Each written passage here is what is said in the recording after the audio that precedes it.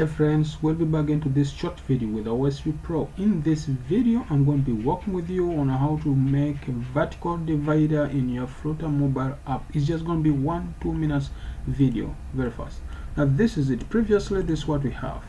Now remember, if you want to implement a vertical divider, let me just try to get back here shortly where there's a divider. I'm going to just move our divider and you see this. Let me just moving that. Poof, poof. Good. So if you already have that, so let me just paste my divider here and just paste it there. Good.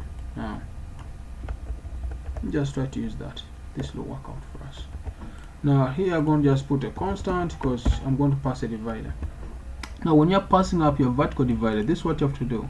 Yeah, you just have to make sure that you give it a color. I can say black, give that. But main point here is being vertical divider.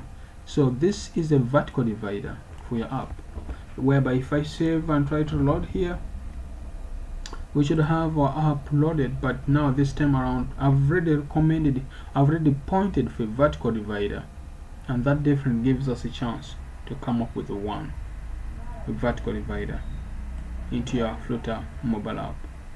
Remember, when you say you're going to provide that, now I can also just do this without even passing all of this inside here. So inside the body children, I can actually just pass in a divider. You get, like if you try to say I'm moving all of this here, so inside here of your widget you can just pass in a divider.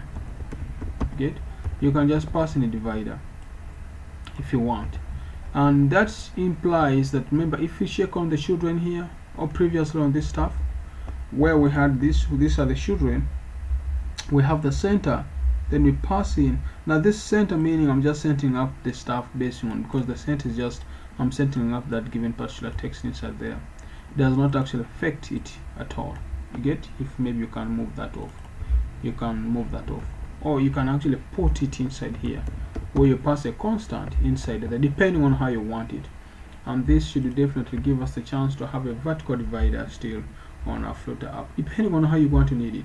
So here it may not portray so much on what we really want to come up with, because you have removed everything from that stuff, so you don't know where it is moving.